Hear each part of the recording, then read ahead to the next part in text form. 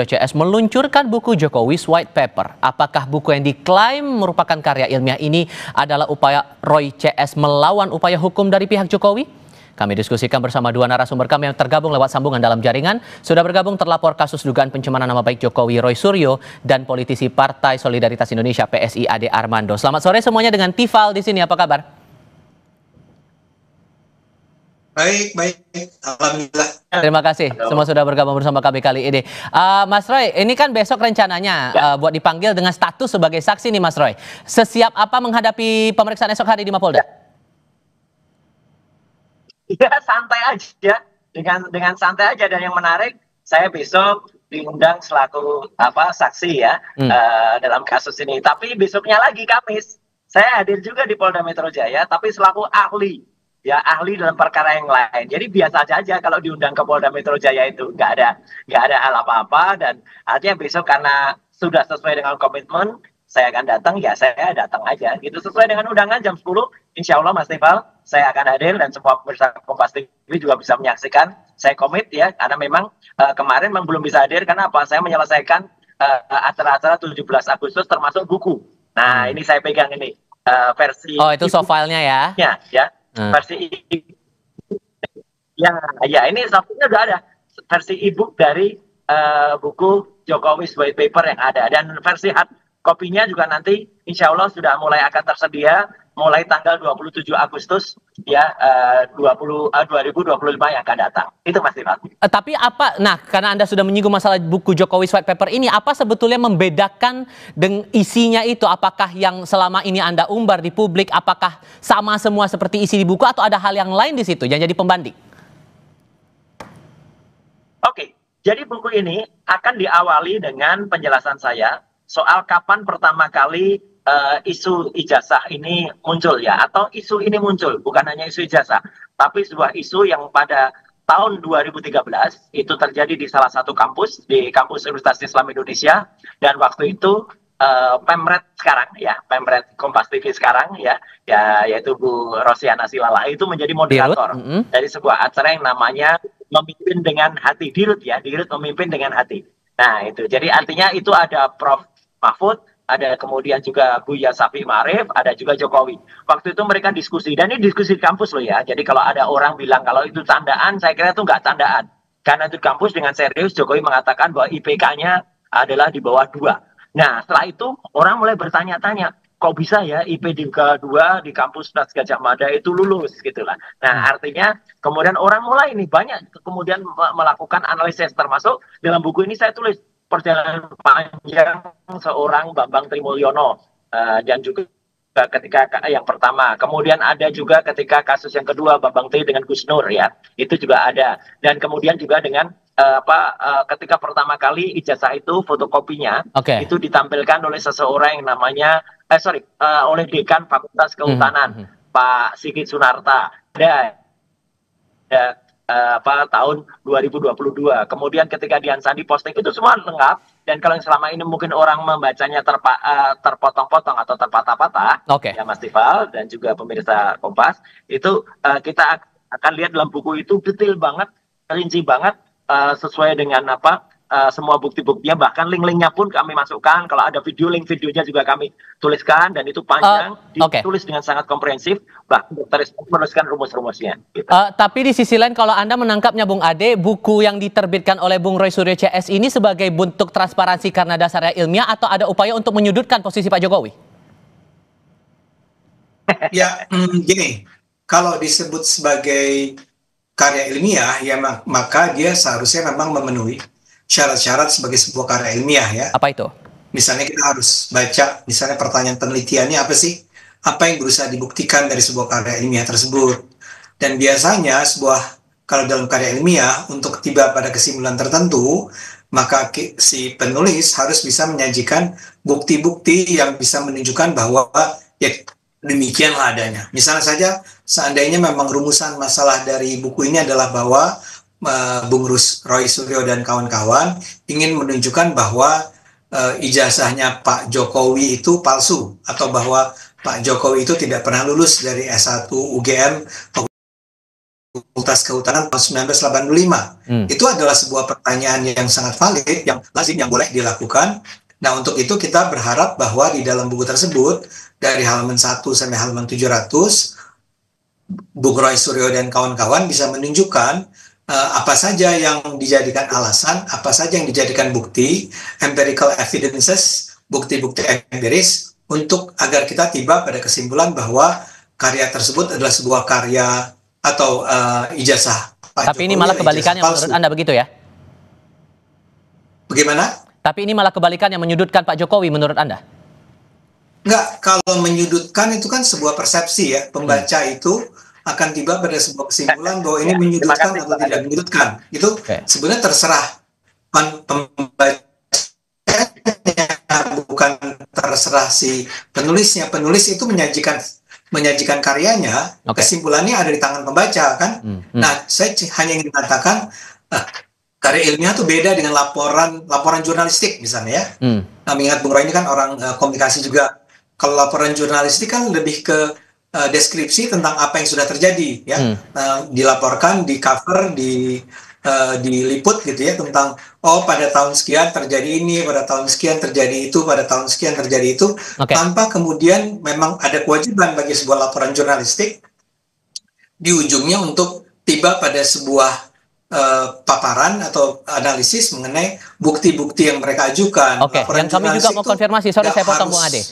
Kalian mau konfirmasi juga begini, karena kan PSI sudah mengeluarkan pernyataan juga ya, karena buku ini di soft launching saat itu di Kompleks UGM awalnya, tapi kemudian ada dari pihak penyelenggara acara, kemudian membatalkan event yang dibuat oleh Bung Roy Suryo CS, dan PSI mendukung sikap UGM itu karena dianggap penyelenggara acara dinilai tidak transparan sejak awal, tuduhannya begitu. Apa sebetulnya yang Anda tangkap atau Anda ketahui soal ketidakterbukaan pihak Roy Suryo CS terhadap UGM ini?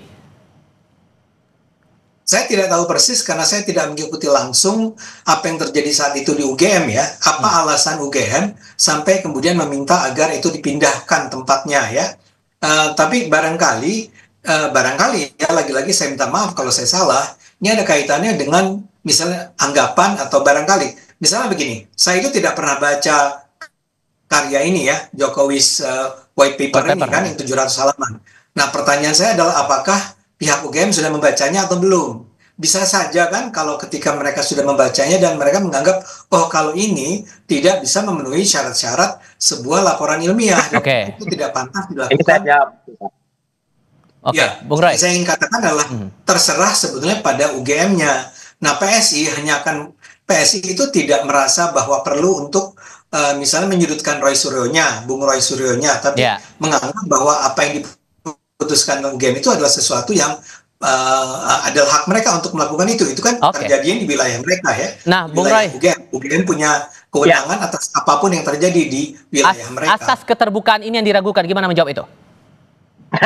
Saya kira PSI nggak usah ikut-ikut ya, gitu. Karena meskipun simbol partainya ganti gajah, tapi gajah itu nggak ada hubungannya. Saya nggak ngerti kenapa Bung Roy harus mengatakan kami tidak perlu ikut-ikut. Kami adalah sebuah partai ini antara internal memang mendukung Pak Jokowi. Ini antara internal dari kami. Kami bertiga itu ya, saya, Dr. Rismon, Dr. Tifa, itulah asli lulusan UGM.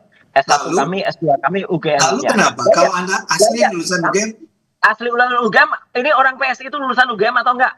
Ya, nggak ada urusannya. Nggak ada urusannya. Kalau kalian adalah lulusan UGM, lalu kenapa? Ya nggak ada kepentingan kok ngomong nih, ember aja, ngawur aja bikin ngomong. Ini urusan internal UGM. Urusan internal UGM ya. Anda juga sebenarnya nggak berat lagi ngomong, masih TSK kok ngomong gitu loh. Jadi artinya kan komisaris mulai mengada-ada. Kembali ke pertanyaan saya, Mas Roy. Ini ya ada keraguan lagi dengan buku yang Anda buat dan teman-teman itu, gimana ngejawab itu? Dan kemudian di cover dan kemudian harusnya masih TSK lagi. Ini kayak persis kayak Roy. Bung Roy, kembali ke pertanyaan saya. Itu menjawab keraguan itu gimana caranya? Kembali ke persoalan. Jadi artinya ini urusan internal UGM. Urusan kami dan izin untuk penyelenggaraan acara itu sudah keluar. Kemudian DP sudah diterima oleh pihak UC, University Club. Ya, tiba-tiba ada intervensi orang-orang yang nggak jelas, ya, pakai tangan-tangan setan ya. Jadi ada petugas kepolisian kemudian melakukan intervensi dan tiba-tiba dibatalkan dengan menggunakan WA. Ini nggak juga sama sekali tidak sopan. Dan akan ada nanti pihak menggugat UGM. Melakukan itu. Ya. Oke, dan makanya Ini kami wilayah juga UGM.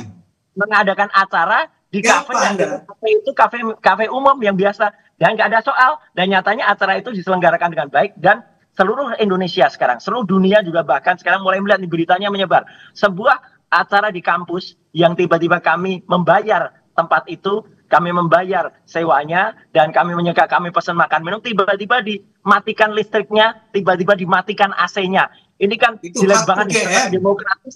Iya, secara Itu hak demokratis jelek UGM. banget nih, Bang Ade. Enggak ada juga demokratis. Iya, Oke. itu Adalah hak nggak- UGM untuk menentukan apa yang iya, boleh dan tidak boleh ini kasar terjadi. kampungan ya. Apa yang dilakukan UGM, dan akan ada gugatan nanti. Ya, Kalau dari kemudian pihak kami. ada yang Jadi protes artinya, dengan isi buku ini, Mas Roy, dan kemudian ada mungkin saja kemudian ada Pak Jokowi merasa tidak suka atau ada yang keberatan dengan isi buku itu dan kemudian Anda dituduh melakukan fitnah, Anda siap nggak menghadapi itu? Oh iya, kalau keberatan dengan isi buku, ini negara demokratis, Mas Tifal. Silahkan tulis buku juga, gitu loh. Di mana-mana orang keberatan dengan tulis buku. Keberatan dengan seminar, bikin seminar lagi, gitu loh. Ya kan, keberatan terus ngomong-ngomong nggak jelas, gitu loh. Gitu, apalagi dengan dengan kemudian lopar lapor, ini negara apa gitu, lopar lapor. Dan saya malah melihat nih, Mas Tifal, kalau di pemerintahan Pak Prabowo malah justru terjadi sesuatu kayak zaman Restim Soeharto dulu ya.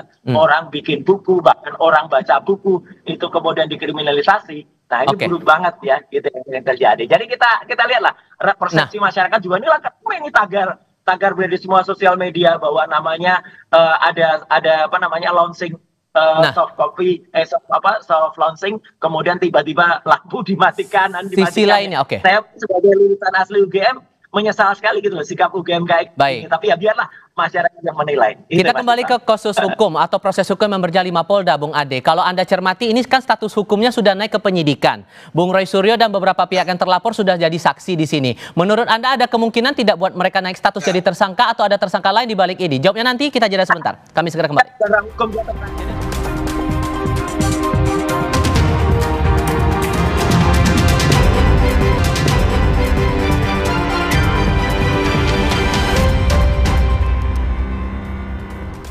Melanjutkan pertanyaan saya di segmen sebelumnya, Bung Ade, Anda melihat kasus ini kan sudah naik dari penyelidikan ke penyidikan. Kemudian yang terlapor ini sudah statusnya sebagai saksi.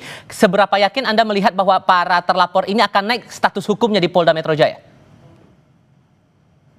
Tentu saja sebetulnya ini adalah hak polisi ya untuk menentukan apakah ini berhak naik statusnya atau tidak. Tapi kan kita hanya membacanya dari apa yang berlalu lalang di media ya. Kalau yang berlalu lalang di media massa, nanti dulu Mas Roy, Bung Ade silakan. Ya, gini, terasa sekali bahwa apa yang dituduhkan oleh Bung Roy Suryo dan kawan-kawan itu memang tidak berdasar ya. Tuduhan mereka bahwa ini adalah sebuah ijazah palsu itu sangat lemah bukti-buktinya ya.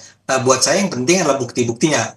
Nah, kalau memang sudah lemah bukti-buktinya dan bahkan ketika Bung Roy diminta untuk tarik aja deh pernyataannya, minta maaf, tapi beliau menganggap bahwa itu tidak akan mereka lakukan karena mereka merasa sangat yakin bahwa ini adalah sebuah ijazah palsu, maka itu adalah hak mereka. Nah, sekarang tinggal polisi kalau mereka memang menemukan bukti-bukti yang menunjukkan bahwa pernyataan yang berisi tuduhan bahwa ini ijazah palsu itu adalah sesuatu yang benar adanya, bahwa memang pernah dinyatakan oleh Bung Roy atau oleh Bung Risman atau Dr. Tifa, maka wajar sekali kalau itu dinaikkan ya menjadi para tersangka di pengadilan ya. Tinggal di pengadilan itulah kemudian dibuktikan bahwa benarkah sebetulnya tidak pernah ada yang namanya ijazahnya Pak Jokowi. Kita hormati saja proses hukumnya. Bung Roy, ini posisinya terancam nih sedikit banyak ya? Ya nggak apa-apa, itu pengalaman pribadinya Bang Ade kan, pernah TSK kasus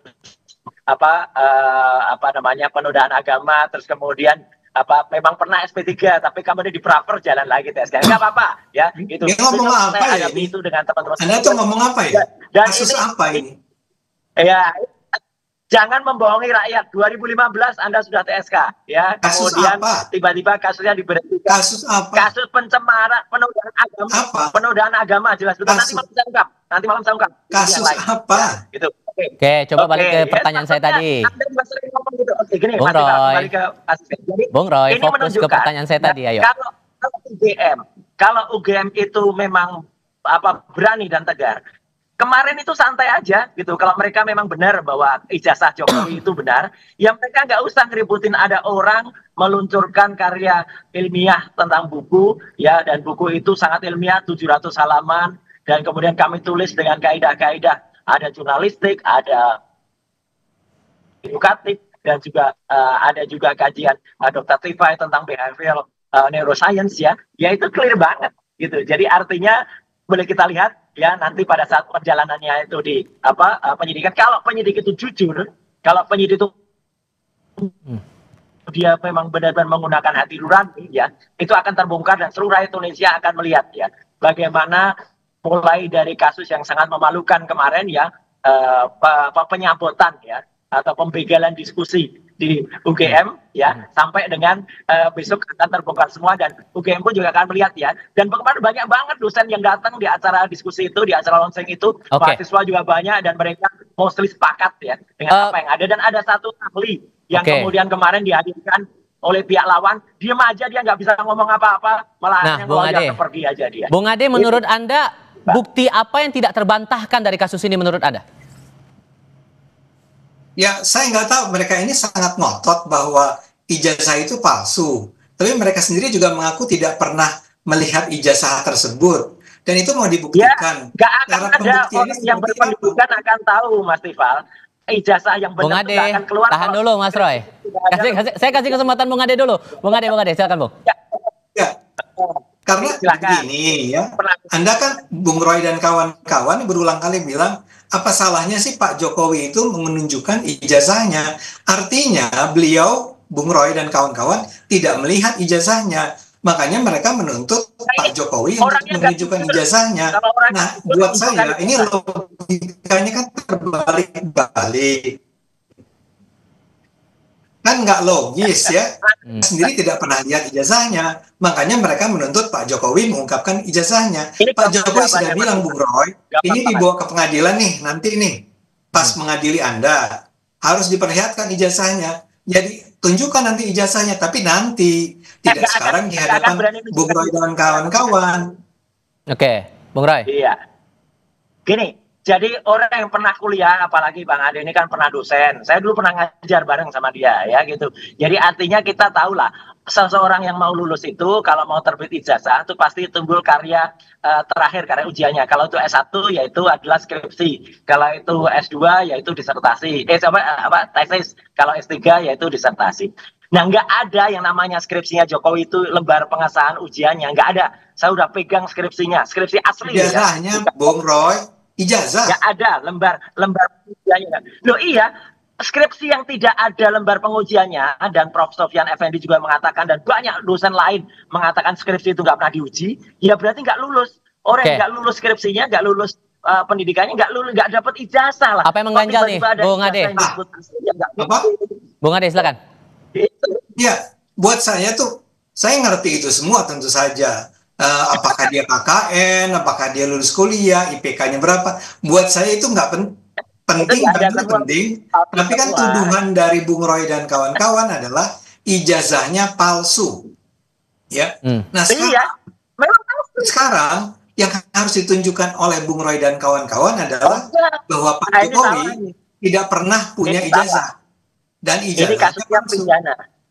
Kasus pidana itu yang mempunyai kekuatan pembuktian itu jaksa, ya. Jangan salah, kasus pidana itu yang memiliki kasus Anda ini, kenapa Anda capek-capek sampai skripsinya seperti apa, IPK-nya, KKN segala macam? Karena yang terpenting adalah ijazahnya itu asli atau tidak. Itu yang mau dibuktikan. Ijazahnya palsu, udah pasti ijazahnya palsu kalau skripsinya palsu. Anda bisa menunjukkan bahwa ijazah itu palsu dari mana? Mungkin ada ijazah. Oke. Tapi persoalannya gini, sorry, saya potong dulu. Saya salah dulu, Bung Ade, karena begini persoalannya. Dalam pemeriksaan kasus ini juga dipanggil Abraham Samad gara-gara podcastnya membahas soal ijazah Jokowi. Kemudian hari ini ada pemeriksaan juga YouTuber, ada pemeriksaan wartawan. Menurut Anda ini bentuk keseriusan polisi atau jangan-jangan ini bagian dari pembungkaman orang berpendapat, berekspresi? Karena ada pandangan begitu juga. Oh iya. Bisa aja orang punya pandangan apapun mengenai polisi, ya terserah orang masing-masing, ya. Yang terpenting adalah yang saya ingin tunggu nih ya, misalnya dalam kasus Abraham Samad. Abraham Samad tuh pernah bilang apa sih mengenai Pak Jokowi, sehingga dia sekarang menjadi salah satu pihak yang mungkin menjadi terlapor dalam hal ijazah Pak Jokowi. Ya. Kalau dia sekedar jadi pemandu podcast. Lanjut Bung Ade, silakan. Bung Abraham, misalnya gini, kalau Bung Abraham Samad itu sekedar jadi pemandu podcast, kemudian dia bertanya pada Bung Roy Suryo, dan Bung Roy Suryo lah yang bilang bahwa itu ijazahnya palsu gitu ya, maka Abraham Samadnya nggak bisa disalahkan dong. Makanya saya pengen tunggu nih dalam pemeriksaan ini, apa yang sebetulnya dijadikan alasan bagi polisi untuk memanggil Abraham Samad atau memanggil siapa orang-orang lain tuh ya, ada Egy Sujana dan macam-macam ya. Tapi kalau sampai keluar pernyataan dari siapapun yang mencemarkan nama baik seseorang, misalnya dia itu pembohong, dia itu pembuat ijazah palsu, atau ijazah dia itu ijazah palsu, padahal ijazah tersebut digunakan oleh Pak Jokowi itu sejak pemilihan wali kota, gubernur, dan presiden. Bayangkan. Jadi kalau itu dituduh bahwa dia sebetulnya menggunakan ijazah palsu, itu kan tuduhan yang sangat serius. Wajar kalau Pak Jokowi kemudian melaporkan adanya penistaan atau pencemaran nama baik dia. Nah, buat saya yang terpenting nih sekarang kita tinggal nunggu ya. Saya sendiri belum baca kan bukunya Pak Bung Roy. Belum baca. Kita juga belum lihat kan. Terakhir saya kasih pemeriksaan atau nanti pengadilannya. Kita lihat aja apa yang dipersalahkan pada Bung Roy, pada Bung Iva, pada Bung Rismon, pada Abraham Samad, pada Egy Sujana misalnya, kalau memang dia juga salah satu yang terlapor, ya Bung kita Roy, lihat. Singkat saja, begini, Bung Roy, begini, pertanyaan saya terakhir ini karena ini sudah meluncur bukunya, soft launching, tapi kemudian Anda akan diperiksa di Polda besok hari, apakah ini peluncuran buku ini bagian dari manuver Anda untuk kalau suatu saat status hukum Anda akan naik?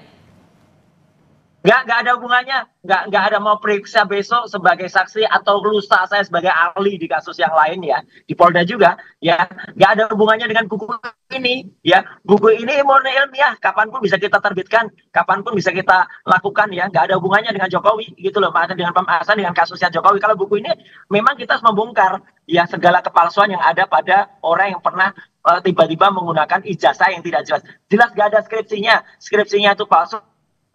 Tiba-tiba ijazah. Yang kedua adalah soal Abraham Samad, saya komentari sedikit Bang Ade. Pemeriksaan Abraham Samad itu juga salah ya. Abraham Samad itu diperiksa untuk peristiwa di Lokus dan Tempus itu tanggal 22 Januari.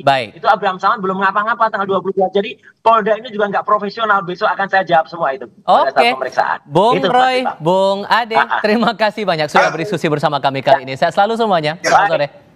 Terima kasih. Berita lain hadir sebentar lagi, demo